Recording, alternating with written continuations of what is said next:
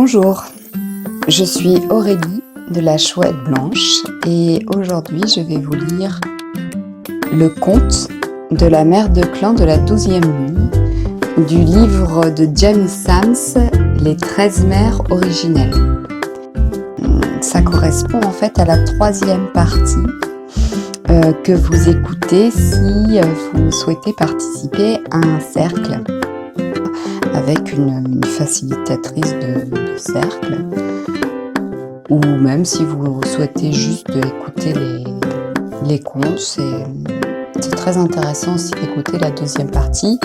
En général, ce que je fais personnellement, c'est que je lis le poème, ensuite je lis la première partie avec les attributs de la mère de clan, puis je lis le conte et à la fin je relis en fait les attributs parce que en général ça m'apparaît beaucoup plus clair et j'ai l'impression qu'il y a une intégration qui se passe à ce moment-là. Et bien c'est parti pour la lecture du conte. Installez-vous confortablement pour cette écoute de ce conte encore une fois magnifique. Danser la célébration. Celle qui glorifie se tenait à l'extérieur de la maison du conseil de la tortue. Elle attendait la famille qui venait pour la cérémonie du nom. La mère de clan s'était réjouie quand l'une des membres de sa tribu avait donné naissance, il y avait 2 lunes, à des jumeaux. À leur naissance, la mère avait choisi le nom de son petit garçon et de sa petite fille. Mais c'est d'une sage-femme, d'une femme de sagesse, qu'ils devaient recevoir leur nom intérieur ou spirituel. La fête qui suivrait la cérémonie du nom était ouverte à tous les membres de la tribu. Mais il n'y avait que la mère de clan, les jumeaux et leur mère, qui allaient participer à la cérémonie même. Les noms spirituels ou intérieurs n'étaient jamais prononcés à voix haute. Et seule la mère de l'enfant était autorisée à entendre le nom que donnerait la mère de clan ou la femme de sagesse, de façon à ce que l'espace sacré des enfants, si vulnérable, soit protégé des esprits malins. Le nom intérieur était celui par lequel un être humain était reconnu dans le monde de l'esprit. Si un esprit appelait un être à 2 jambes par un nom autre que son nom spirituel secret, il ne fallait pas lui faire confiance. Les esprits des ancêtres et ceux des totems qui s'étaient alliés à l'humanité en lui offrant leur aide utilisaient toujours le nom secret des personnes pour entrer en contact avec elles. La journée de célébration allait commencer par la connexion des jumeaux au monde de l'esprit. Celle qui glorifie avait passé beaucoup de temps en Tioé dans la tranquillité, observant l'orenda de chacun des enfants. Chacun disposait d'un ensemble différent de talents et capacités, et chacun avait une naissance spirituelle individuelle et unique. Le garçon était protégé par l'esprit du jaguar, dont la médecine était le pouvoir séculaire et spirituel d'être un chef. Ce petit garçon avait le potentiel pour devenir un grand chef, avec en plus la capacité de développer les talents d'un homme médecine. La fillette était protégée par le corbeau, le gardien de la magie, qui recherchait le vide de l'inconnu pour apporter des changements. Ensemble, ces jumeaux spéciaux pourraient accomplir de grandes choses pour leur tribu, qui célébrait à bras ouverts leur venue au monde et formait tous ses vœux pour eux. Celle qui glorifie se tourna pour scruter les alentours, admirant la luxuriance de l'herbe verte et des fleurs sauvages aux abords de la maison du conseil. Elle pouvait voir les collines rondes par-delà une grande prairie, avec la haute stature des pins et les pâturages qui descendaient jusqu'à un lac de montagne. La maison du conseil ressemblait à une tortue géante, cheminant dans les hautes herbes, à travers les collines, pour arriver jusqu'à l'eau. Le toit bombé était fait de gazon et couvert de grandes pierres plates, ce qui lui donnait l'apparence d'une carapace de tortue. La tête de la tortue était constituée d'une énorme pierre qui avait été taillée pour en accentuer les yeux, mais sa forme naturelle était exactement celle d'une tête de tortue de mer. Celle qui glorifie se remplit de toute la beauté environnante et rendit grâce pour les glorieux panoramas qu'offrait la terre-mer. Ce serait une période merveilleuse pour les jumeaux que celle où ils allaient expérimenter, goûter, toucher et sentir le monde de la nature qui les entourait. Celle qui glorifie pourrait imaginer à quoi ressemblait d'être venue au monde, avec pour tout bagage un minuscule corps désarmé. Elle pensait souvent à la façon dont elle-même était venue marcher sur la terre, dans un corps déjà adulte et qui restait jeune pour toujours. Ce doit être difficile de faire l'expérience de grandir dans une forme humaine, songea-t-elle. Et pourtant, quel merveilleux temps d'expérience et d'amour dans un environnement tout dédié à cela. Elle décida de suivre la croissance des jumeaux et de se mettre à leur place pour pouvoir saisir les leçons d'une enfance dont elle n'avait jamais fait l'expérience. Quand l'une du crépuscule arriva, montant depuis le lac avec les jumeaux emmitouflés dans des fourrures contre sa poitrine, celle qui glorifie remarqua son allure légère et son expression lumineuse de jeune mère. L'une du crépuscule avait un bon sens de l'équilibre et le poids supplémentaire des bébés semblait la soutenir plutôt que lui peser. Les longues traînées que son passage dessinait sur le chemin qui menait à la maison du conseil étaient un signe infaillible de sa santé et de sa vitalité. Pour quiconque l'observait, il était évident que la naissance des jumeaux avait été décisive. Le sourire rayonnant de l'une du crépuscule illumina la petite distance qui la séparait encore de celle qui glorifie. La mère de clan pouvait ressentir la fierté et la joie que la jeune mère éprouvait à l'approche de la maison du conseil pour que les jumeaux y commencent leur chemin vers la complétude spirituelle. La cérémonie du nom allait garantir que le petit garçon et la petite fille seraient protégés au cours de leur voyage spirituel, cependant que leur croissance physique serait surveillée de près par des parents aimants et un entourage plein d'affection. Les deux jeunes femmes s'embrassèrent délicatement, en prenant soin de ne pas déranger les jumeaux. Puis, celle qui glorifie aida l'une du crépuscule à dénouer les attaches qui tenaient les bébés contre la poitrine de la jeune mère. Quand elle regarda dans les yeux le petit garçon nouveau-né, elle fut heureuse d'y voir un long regard qui la fixait. L'enfant se montrait déjà à la hauteur de sa médecine de jaguar. Celle qui glorifie sourit et hocha la tête, puis se tourna vers la petite fille. Les yeux d'ébène de la petite brillaient dans la lumière du matin, reflétant une magie cachée que la lumière du jour n'inquiétait pas. Celle qui glorifie éclata de rire quand la petite ferma à moitié une paupière en un clin d'œil involontaire. Un chemin en pente avait été taillé dans la prairie pour permettre d'entrer dans la hutte de la tortue. La coque du toit dépassait du sol, mais la salle du conseil, de forme ovale, était sous terre. À l'intérieur, 2 feux, un à chaque extrémité, procuraient une accueillante chaleur. Face à celle qui glorifie, l'une du crépuscule était assise sur des fourrures au centre de la hutte. La lumière de grand-père Soleil filtrait à travers l'ouverture des cheminées, une au-dessus de chaque feu, le 3e orifice procurant de la lumière, là où les femmes s'étaient assises avec les bébés. Celle qui glorifie alluma une tige d'herbe tressée et les enveloppa tous les 4 de sa fumée pour convier les esprits à la douceur enfantine. Puis, elle commença à parler. En ce jour, nous sommes venus, avant que la lumière de l'amour de grand-père Soleil ne pénètre le corps de la terre-mère et éclaire nos chemins. La gardienne de la cérémonie ici présente remercie pour la bonne santé et la vie de l'une du crépuscule qui va prendre soin de ces 2 petits pendant leur marche terrestre. Les femmes ici présentes remercient Seigno, le grand mystère, pour son don de la vie et du souffle, et pour la bonté que l'on peut rencontrer sur la bonne route rouge.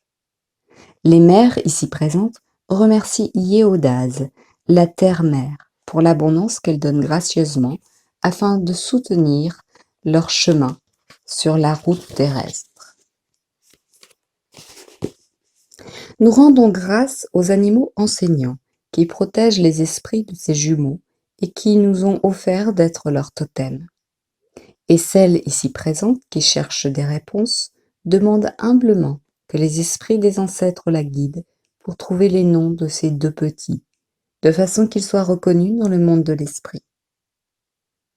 Le silence tomba dans la hutte, éclairé soudain par la lumière de Grand-Père Soleil. On aurait dit qu'un nuage s'était écarté pour permettre qu'un rayon illumine le cercle formé par les deux femmes et les jumeaux.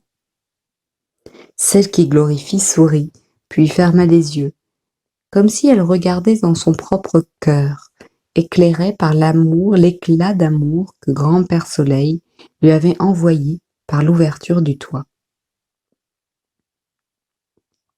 Elle coucha la petite fille dans une bûche qui avait été creusée et remplie de douces fourrures de lapin et continua. La femme de sagesse ici présente demande que l'esprit de cette petite fille soit reconnu par les ancêtres et que les anciens la bénissent avec un nom qui portera et élèvera son esprit tout au long de sa marche terrestre.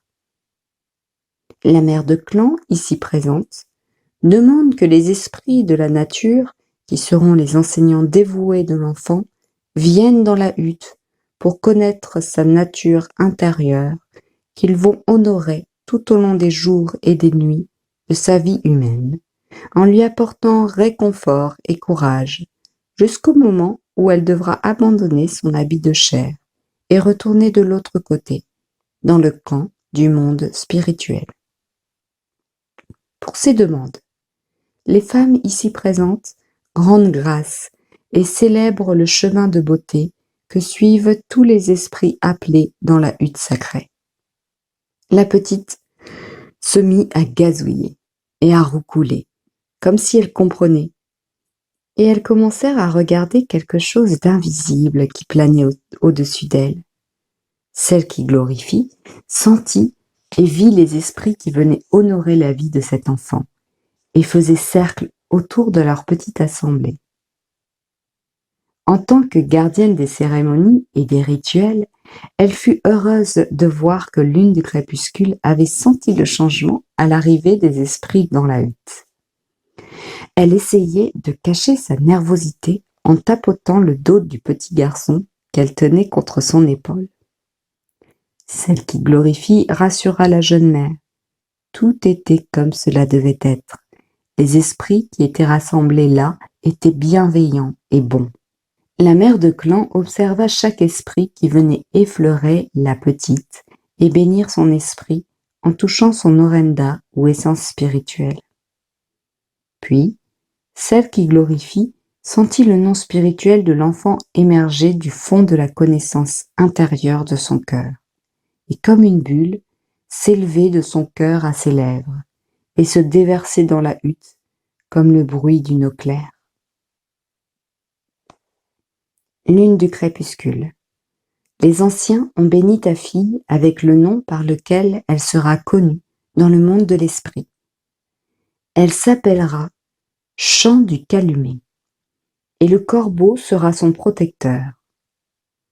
Le chant du calumet est la chanson qui s'élève à travers la fumée de toutes nos relations, faisant que toutes les choses sont une. Cette unité que l'on rencontre à travers le chant du calumet est la magie qui permet aux êtres à deux jambes de se transformer et de s'ouvrir aux miracles de la vie humaine qui proviennent d'une attitude juste. Cette petite fille sera un exemple pour son entourage. À travers sa capacité à vivre sa vie comme le chant d'unité qui s'élève du calumet, les autres observeront la façon dont la magie de la vie peut les toucher.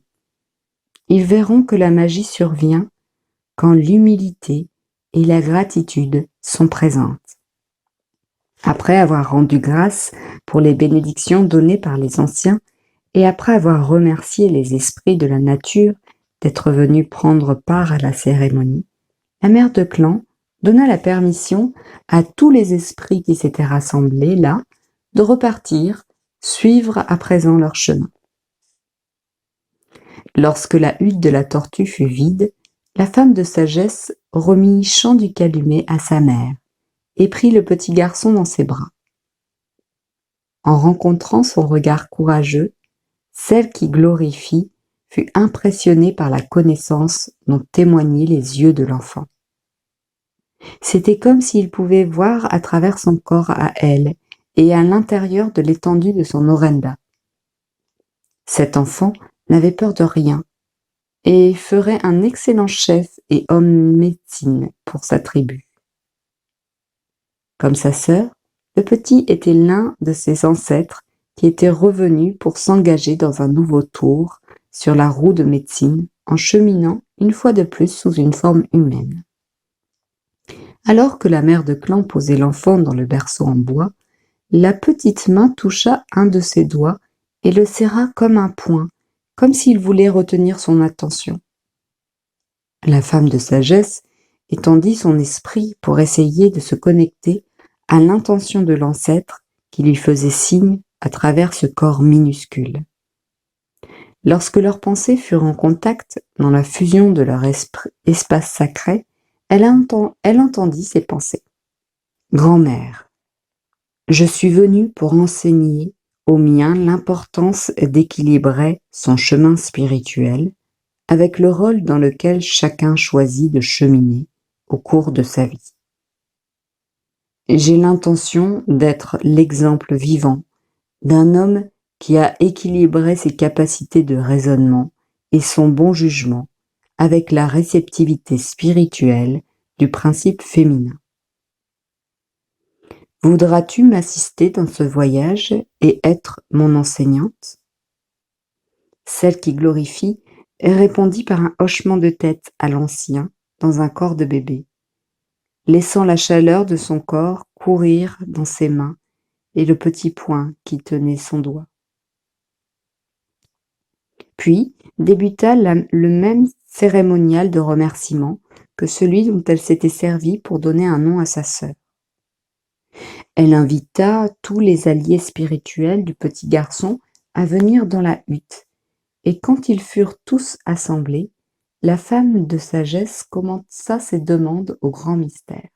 « Seigneur, la femme qui est ici te demande de bénir le chemin de cet ancien qui est revenu. La femme de sagesse ici présente te demande que mon influence sur la vie de cet enfant soit une aide attentionnée qui nourrisse et soutienne son projet dans la marche sur terre. La mère de clan, ici présente, remercie la terre-mère pour le don de son petit corps qui va porter l'esprit de cet enfant pendant les nombreux étés de sa vie. L'humble servante ici présente demande que son cœur soit béni par les ancêtres qui ont choisi le nom spirituel de ce garçon. Puissent ces ancêtres trouver que le cœur de cette femme est pur et envoyer le nom à son cœur pour qu'elle l'entende et à ses lèvres pour qu'elle le prononce. Une bourrasque de vent s'engouffra par les trous des cheminées au-dessus des deux feux, de part et d'autre de la hutte, et provoqua une flambée qui surprit lune du crépuscule. Celle qui glorifie alla toucher la main de la jeune mère pour la rassurer. Puis, elle ferma vite les yeux pour regarder à l'intérieur de son propre cœur. Une boule fulgurante apparut en son centre, accélérant les battements de son cœur. Elle dut prendre une profonde inspiration. Les effluves du feu de bois flottaient dans la hutte. La lumière du jour dansait dans la fumée, et les murs de la hutte, faits du corps de la terre-mère, exhalaient un riche parfum. L'odeur d'humus, mêlée de paille et de feuilles compactées dans chaque brique, enveloppait les enfants, manifestant l'amour qui leur était adressé comme une bénédiction par la mère planétaire. Celle qui glorifie ouvrit les yeux et dit : « Lune du crépuscule. La terre-mère et les ancêtres ont béni ton enfant avec un nom spirituel. Son chemin reflètera la médecine dont il est porteur, et il sera reconnu dans le monde de l'esprit sous le nom de flèche qui parle. La flèche est le symbole du chemin de vérité, parfaitement équilibré pour voler et atteindre directement son but.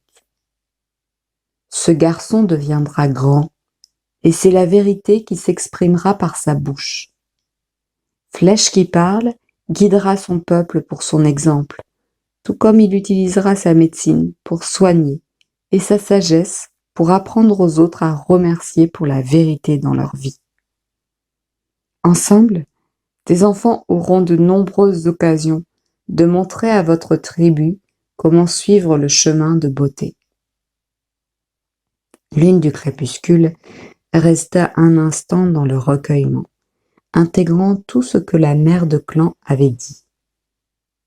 Ces bébés auraient besoin d'être nourris et aimés d'une façon qui soutiendrait le développement de leurs capacités. L'esprit de la jeune mère était plein de souvenirs de sa propre enfance et de la façon dont elle avait grandi dans la traversée de cette période d'incertitude.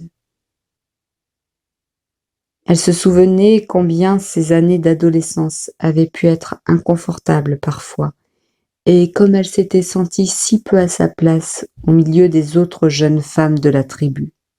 Et puis, elle avait cru qu'elle ne trouverait jamais de compagnon et n'aurait jamais d'enfant. À présent, elle était devenue la compagne d'un homme fort, courageux et doux, qui l'aimait profondément, et elle avait la fierté d'être assise dans la maison du conseil pour la cérémonie du nom de ses 2 beaux enfants.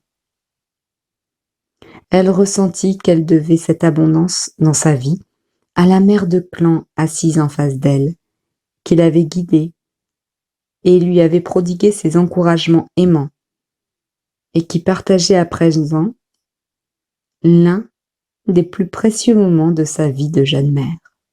Celle qui glorifie avait les mêmes pensées. Elle se souvenait du chemin de vie de Lune de crépuscule qui avait bien changé. Quand elle était jeune, Lune du crépuscule était anguleuse, et malgré tous ses efforts pour être gracieuse, elle marchait sur les pieds et renversait tout sur son passage. Les autres filles de son âge se moquaient d'elle sans indulgence, et l'avaient surnommée la grue qui chancelle. Et c'est vrai que la jeune femme avait ressemblé à une grue, avec ses longues jambes maigres et ses grosses lèvres qui avaient toujours l'air d'être pincées dans une moue qui retenait un flot de larmes amères. La seule personne qui avait jamais vu ces larmes était celle qui glorifie. Au 14e été de sa vie, Lune du crépuscule s'était enfuie dans la forêt après un épisode de surnom particulièrement cruel où elle s'était trouvée exclue des jeux des autres filles. Celle qui glorifie avait trouvé la jeune fille en sanglots, ses bras recroquevillés autour d'une pousse de coton géante. Le cœur de la mère de clan était allé vers elle, sachant qu'elle n'avait personne pour la réconforter. La mère de Lune du crépuscule avait quitté son habit de chair lors du 3e été de sa fille pour cheminer dans le monde de l'esprit. Le père s'était remarié à une veuve, mère de 3 filles, qui étaient les beautés de la tribu, laissant l'éducation de sa propre fille à sa nouvelle femme. La nouvelle mère de Lune de crépuscule n'était pas une méchante femme, mais très fière et en permanence excitée par les talents de ses 3 filles qui étaient de beaux partis. Elle n'avait jamais eu la moindre parole d'encouragement pour sa belle-fille solitaire. Grandir dans une hutte remplie de belles-sœurs soi-disant parfaites avait pesé lourd sur la propre estime de Lune du crépuscule, en particulier quand la loi de la tribu avait déclaré que les adolescentes étaient censées ne pas ennuyer leur père. C'étaient les femmes qui étaient responsables de l'éducation traditionnelle des jeunes filles de la tribu. On ignorait Lune du crépuscule, où l'on ne s'adressait à elle qu'incidemment ou après coup. Et quand les adultes n'étaient pas là, ses 3 belles sœurs la gratifiaient de réflexions désobligeantes. Voilà ce qui avait forgé sa vie si triste qu'elle lui en était presque insupportable. Celle qui prodigue des encouragements avait trouvé que cette situation constituait un défi. Ce jour-là, dans la forêt, elle fit entrer lune du crépuscule dans son cœur. Elle passa de nombreuses saisons à prendre soin du cœur brisé de la jeune fille, en lui faisant découvrir comment reconquérir la magie de la vie. Pour commencer, la mère de clan garda la fillette dans ses bras en la berçant, pour lui faire savoir que quelqu'un l'aimait et qu'il existait un endroit sûr où elle pouvait venir laisser couler ses larmes. En tant que gardienne de la magie, elle lui montra comment reconnaître chaque bénédiction reçue et être reconnaissante pour chaque leçon de vie. Celle qui glorifie avait parfois un mouvement de recul lorsqu'elle entendait les bienfaits pour lesquels lune du crépuscule remerciait. L'entendre remercier Seigneau, le grand mystère, pour une journée qui s'était écoulée sans que personne n'ait fait trébucher ou ait blessé son amour-propre avec des réflexions cruelles, permit à la mère de clan de sentir combien la blessure était encore profonde chez cet enfant.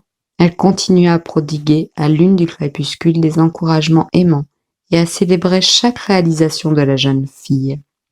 Enfin, au 16e été de sa vie, lune du crépuscule commença à s'épanouir. La grâce qui lui avait fait défaut pendant ses jeunes années apparut soudain, lui apportant la récompense d'avoir appris à croire en la magie de la vie.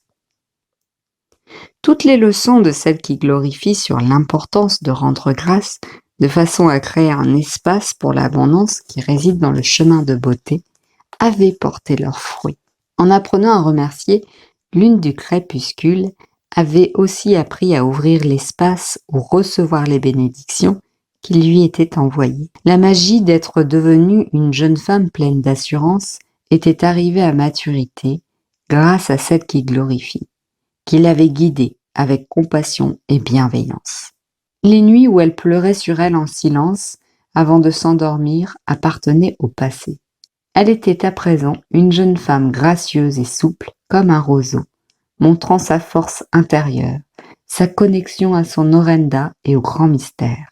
Sortie de son chagrin, la jeune fille avait développé une sensibilité aux sentiments des autres, et cela lui conférait une douceur qui attirait tous les jeunes guerriers de la tribu. Ce ne fut pas une grosse surprise pour celle qui glorifie quand le fils du chef, Feu dansant, apporta 7 chevaux et 10 peaux de buffle au père de lune du crépuscule et qui lui demanda sa main. Il y avait quelque chose de très spécial chez cette jeune femme qui faisait que les autres se retournaient sur son passage pour la regarder avec admiration. L'empreinte de ses anciennes souffrances s'était transformée en quelque chose de bien plus beau que sa beauté physique. Fidèle à son nom, une lumière intérieure brillait dans le regard de lune du crépuscule. À l'intérieur de son Orenda se mêlaient les rayons orangés de grand-père soleil au couchant et la lumière argentée de grand-mère lune quand elle se lève.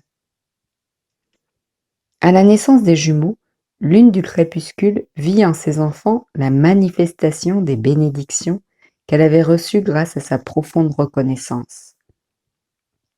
Elle avait nourri ces bénédictions à l'intérieur de son corps comme des graines du futur pendant toutes les années qu'il lui avait fallu pour soigner les blessures de son enfance. Les noms de naissance qu'elle avait choisis pour les jumeaux reflétaient des aspects d'elle-même et de son compagnon, Feu dansant. Elle avait appelé son fils Soleil au-dessus du feu et sa fille Lune orangée qui s'élève. La tribu les désignerait par ces noms pour identifier les jumeaux pendant leur marche terrestre. Les souvenirs de la traversée qui les avait menés jusqu'à la cérémonie du nom dans la maison du conseil furent évoqués et honorés par les deux femmes. L'histoire de lune du crépuscule représentait le potentiel de l'esprit humain. Quand les êtres à 2 jambes savaient avoir foi et être reconnaissants pour chaque bienfait et chaque leçon de la vie, Il crée l'espace pour recevoir l'abondance du grand mystère. La transformation progressive dans l'attitude de lune de crépuscule durant ces années de chagrin engendra son rêve de plénitude qui lui apporta un perpétuel bonheur tout au long de son avancée.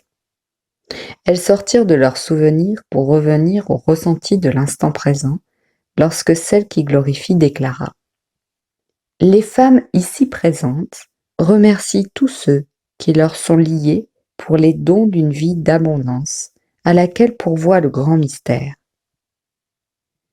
Les femmes ici présentes, en tant que mères de la force créatrice, demandent humblement que les bienfaits de la vie et du souffle continuent à couler dans la vie de ces jumeaux pour qu'ils puissent en ressentir l'amour. La mère de clan, ici présente, remercie pour l'opportunité de partager un moment si rare et pour les bénédictions accordées par tous les esprits qui veilleront sur le chemin de ses enfants. La femme de sagesse, ici présente, rend grâce pour la bonne médecine que le Créateur a placée dans le cœur des nouveaux membres de cette famille, et pour la façon dont ces dons d'amour toucheront tous ceux qu'ils rencontreront autour d'eux tout au long de leur marche terrestre. Danaoe, ainsi est-il dit. Les deux femmes finirent la cérémonie et en s'asseyant en tioé dans la tranquillité, prononçant silencieusement des paroles de remerciement. Puis, chaque femme prit un des jumeaux et se mit à marcher dans le sens des aiguilles d'une montre tout autour de la pièce, s'arrêtant devant le tambour de chaque mère de clan.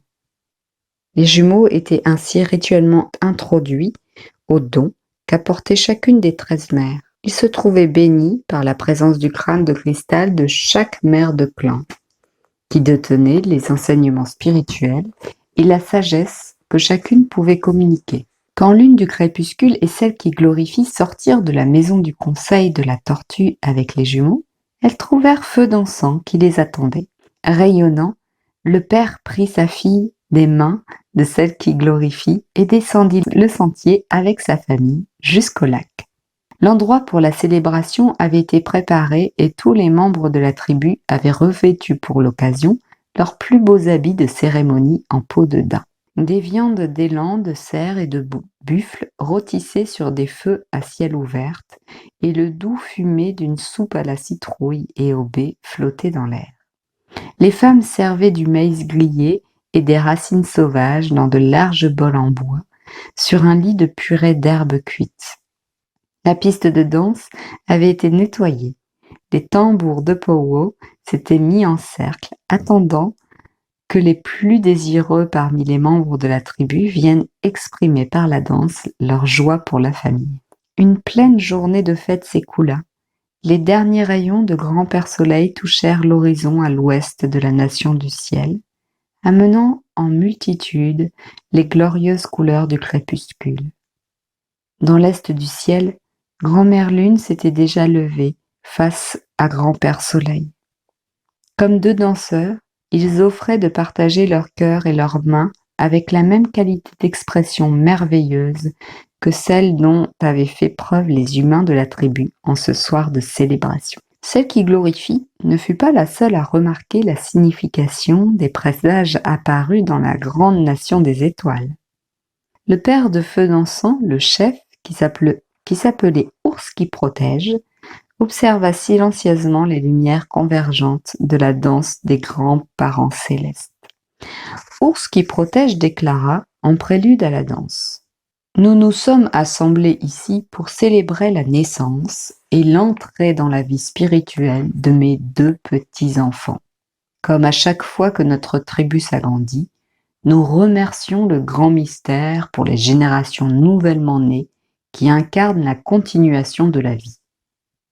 Nous avons confiance que ces vies vont bénir et enrichir tous les cercles de vie que maintiennent tous ceux à qui nous sommes reliés.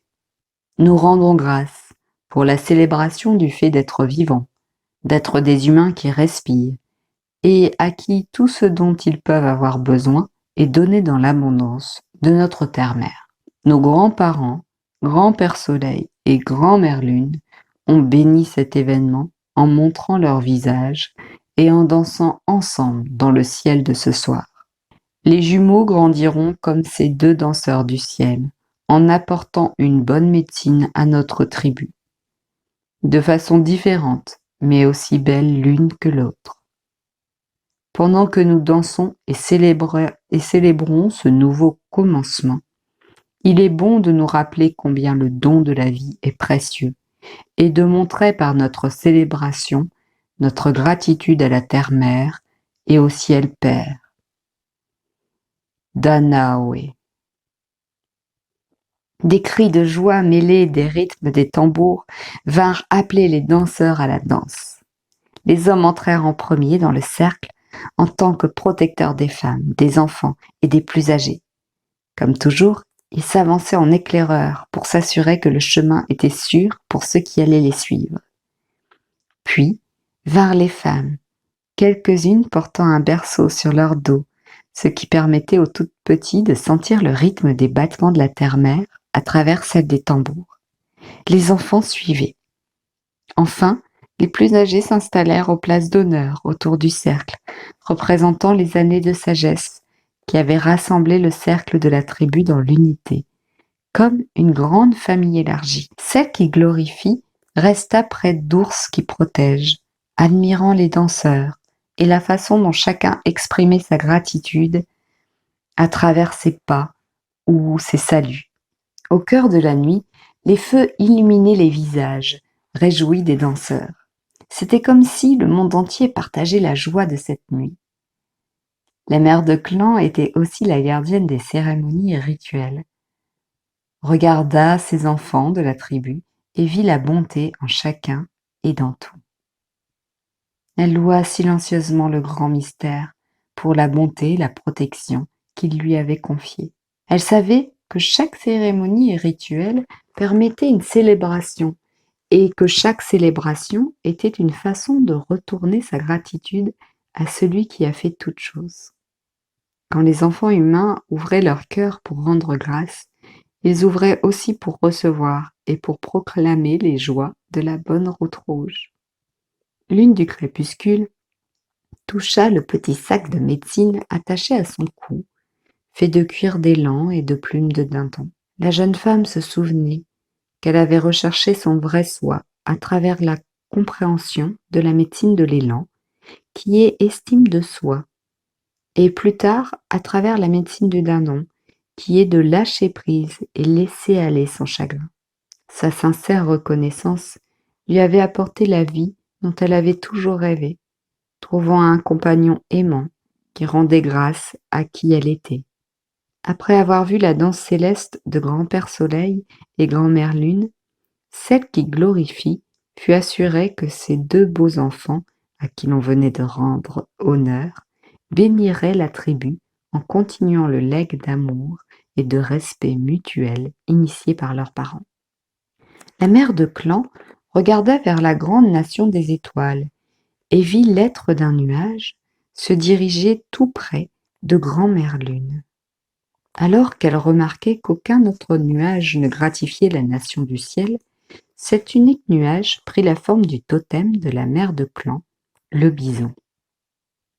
Le duveteux bison, en nuage blanc, s'avançait face au visage rond de la grand-mère Lune, ce qui toucha profondément celle qui glorifie. Bison blanc lui montrait que ses dons à Lune du crépuscule, dons d'encouragement, de valorisation pour prendre soin de soi et d'amour, avait créé un terrain fertile et magique pour amener à maturité les graines des rêves d'une petite fille solitaire. Des larmes de gratitude jaillirent des yeux de la femme de sagesse, lui permettant de recevoir les remerciements que lui envoyait le grand mystère. Le grand bison blanc d'abondance lui avait montré que, à travers le temps, ces cadeaux aimants pouvaient restaurer la magie perdue dans la vie de tous les êtres humains qui voudraient bien montrer leur gratitude pour les miracles encore non manifestés de la vie à venir. Ao.